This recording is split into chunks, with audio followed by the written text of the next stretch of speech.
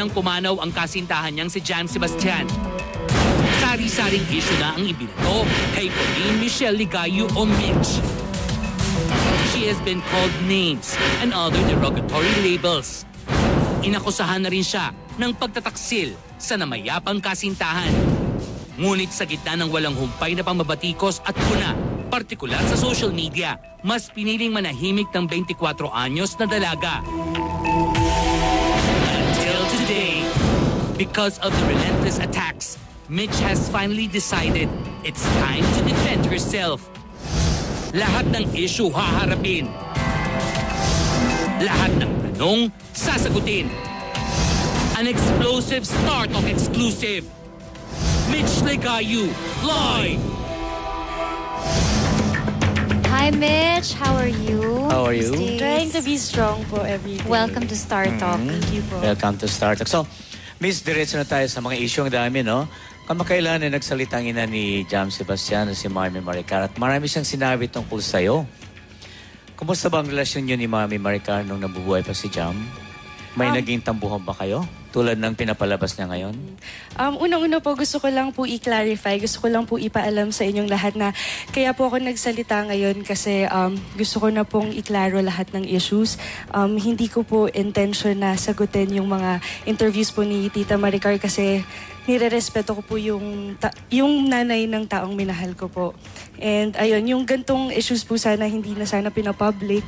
Kaya lang yun nga po, madami nang naapektuhan kaya andito na po ako para sumagot. Tsaka nandyan na eh. Opo. Oo, so dapat salubungin na ng mga, Yes, diba, mga sagot. Yes po. Opo. Sad to say, naging public siya. And Yes, nga po. of course, si Tita, maraming nagulat na she went out and she was Sobrang very nagulat angry. po kami ng So ano may naging tampuhan ba kayo dati? Before po, kung may tampuhan kami, sobrang minimal lang po. And bago po yung nilibing si Jam, okay po kami noon. Nag-dinner pa nga po kami after. Tapos, kinabukasan, umaga po noon, bumabawi pa po ako ng tulog. Nasa bahay ako ng parents ko. Pumunta po sa room ko yung mommy ko. Parang medyo magpapanik siya kasi bakit daw ganun po si Tita Maricar, parang biglang nagagalit na parang may sinasabi tungkol sa money issues, ganyan. Hindi pa naman po niya kami nakakausap about it. Hindi ko naman po ipagdadamot yun sa kanila kasi po alam pong ni Jam ever since na hindi po sa akin issue ang pera, na before po pag may mga projects kami ni Jam, pag may kahit anong financial aspects namin, si Jam po yung pinapakausap ko kasi hands off po talaga ako sa pera. Pero sabi ni Mami Maricar, hindi ka rin naman talaga nagbantay nung may sakit si Jam. Totoo ba yun? Simula po day one, nandyan po ako kasama si Jam. Sa 7 years po namin together. Yung kwento ko lang po, yung first 3 years namin, sobrang naging challenge sa amin ni Jam kasi nagkakilala kami, college po ako noon, tapos si Jam wala po siyang work. So, yung family ko nahirapan na tanggapin si Jam for me kasi syempre gaya po Supported mo siya? Yun po, yung first 3 years namin sobrang pinaglaban po namin yung love namin sa family ko. Pero yun nga po, may dumating na blessing sa amin, yung YouTube po. Nagkaroon po ng direction yung buhay namin. And simula po nun, nag-live-in na po kami ni Jam. And yun din po gusto kong i-clarify na si Jam po yung nag-convince sa akin na mag-live-in po kami. Kasi yun po yung sa work namin, lahat 24/7 magkasama po kami. Hindi alam ni Mami Maricar na maglilibing Alam kayo? po niya yun, opo. Tapos, kasi may parang sinasabi po ata na inagaw ko sa kanila yung anak nila. Hindi po ganun. Si Jam po yung nag-convince sa akin na... I'm sorry to ask yung tanong na to kasi medyo sensitive din sa'yo, but madami ding chismis na lumalabas na while Jam was at the hospital, totoo ba daw na inaway mo daw siya dahil nagselos ka dahil dumalaw yung ex-girlfriend? May mga ganun kasing lumalabas. Yung time po kasi na yun, bago mangyari yung araw na yun, nung kinagabihan, nagtanong sa akin yung mommy niya kung pwede daw magbisita. So sa akin, hindi ko sinagot kasi wala naman sa akin yun. Buti sana kung nandun ako. Okay lang, walang kaso yun kasi kung gusto lang naman niya makita si Jam, ganun.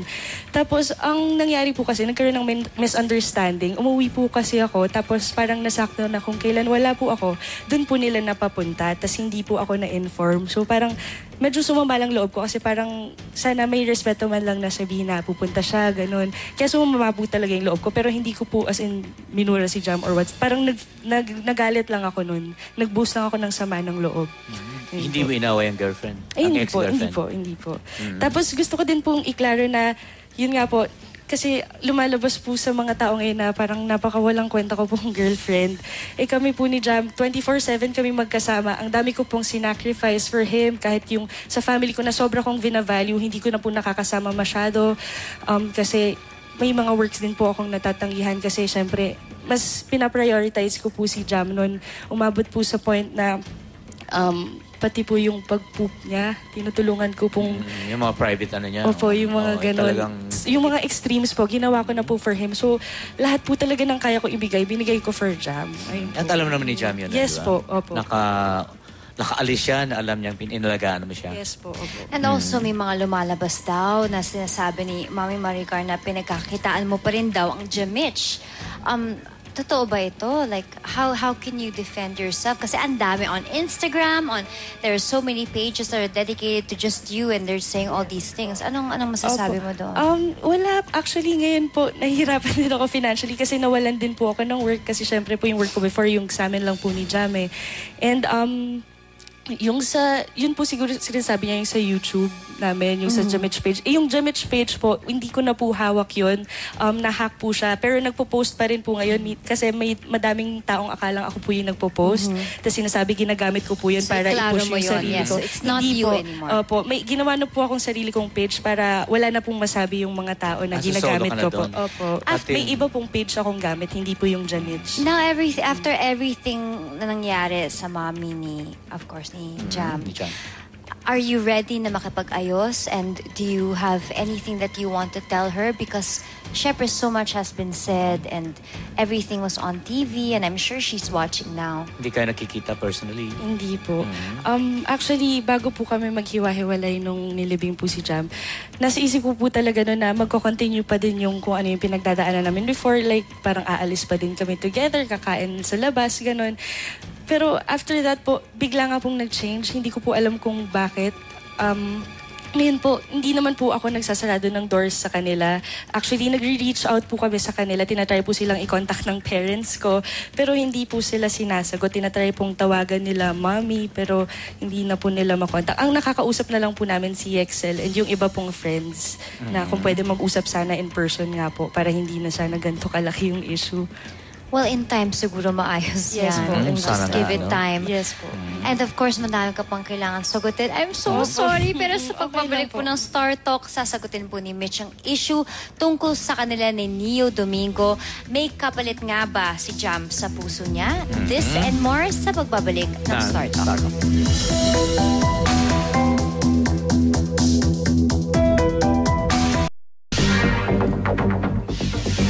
Andito pa rin kami, kasama namin si Mitch Ligayo ni Heart. At para sagutin ni Mitch ang marami pang issues tungkol sa kanya. Pero bago yan, Mitch, may tanong kami ni Heart. 2 weeks ago, may kumalat na video kung saan kumakanta kayo sa loob ng kwarto ni Jam. Sinasaway kayo ni Mami Maricar, pero patuloy pa rin kayo sa pagkanta. Pakipalawanan nga yung buong pangyari Opo. kung bakit nagkaganon. Opo. Yung video po na yun, yung story po nun, meron po kaming friends na banda po na pinapunta dun sa hospital room ni Jam. And si Jam po yung nag-request na sabi niya mag-jamming lang kami para ma-lighten up yung mood dun sa room. So kumakanta lang po kami tapos may dumating po na sa media na may pinapagawa sila for Jam. So tumabi po muna kami pero hindi naman nila kami pinapa-stop that time kasi nga po gusto ni Jam na marinig kaming masaya po. Opo. So ngayon pumunta tayo sa yung issue ng maraming mga bashers on Instagram and most probably ito na rin yung major issue ng mom ni Jam. Totoo bang nagkaroon kayo ng relasyon o may relasyon ba kayo ni Neo Domingo? Siya yung bagong, hindi po totoo. love mo? Wala po, hindi pa ako ready sa ganyan. Wala But pong nanliligaw ba sa akin. siya sa'yo? Hindi po. Tropa lang po kami. Hindi nagpaparamdam or nagpaparinig Wala or po. whatever? Hindi po talaga. So, syempre you're young and like I said kanina during commercial break, a lot of people parang they're so hard on you because ngayon nawala na si Jam, they expect this and that, but when do you think it's really time that you can move on at handa ka nang buksan yung puso mo sa pagmamahal ng iba? Nakapila ba yung mga Wala prospective po. Wala pong suitors? nagpaparamdam sa Wala akin. pa? Pero ngayon po, sa time na to, mas nagko-concentrate lang po ako sa pagkasama ng family ko. Ganun po. And time lang po talaga siguro kasi hindi ko alam exactly kung kailan ko makakaya. Actually, hanggang ngayon po, may times na naiiyak pa rin talaga ako, yung natutulala na lang bigla kasi syempre, nag-wonder ako kung nasan ba si Jam, ganun. Pero, ayun po, lagi lang din po ako nagpe-pray talaga. Yun na lang po nag-keep strong sa akin, yung faith ko po kay God. So maraming sa social media, maraming bases na patuloy na inaano ka, binibira ka, at anong masasabi mo sa kanila? Yun po, na sana wag na lang sila mag-judge ng tao lalo na pag hindi nila kilala kasi wala po sila sa situation, madali pong magsalita lalong-lalo na pag hindi mo alam yung pinagdadaanan ng isang tao. Ang dami po pong pwedeng sabihin na masasama, kahit anong galaw mo, wala kang choice. Pag may bashers po, negative po talaga sila mag-isip. Wala na tayong magagawa, kahit anong pa pong i-explain natin sa kanila.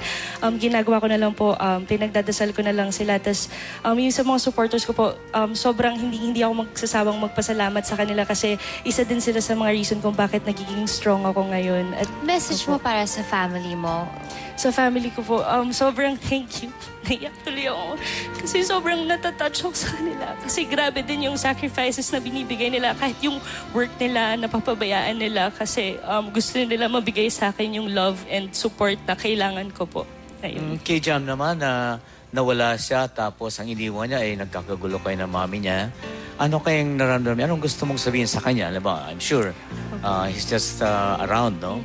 Anong gusto niyang sabihin kay Ngayon Jam? po kasi yung mga last na pag-uusap namin ni Jam, gusto niya i-continue ko pa rin yung mga ginagawa namin before. So yun siguro, gusto kong makita niya na gagawin ko pa rin yung passion namin. Ayun po. And I'm sure magiging masaya siya sa akin sa mga gagawin ko in the future.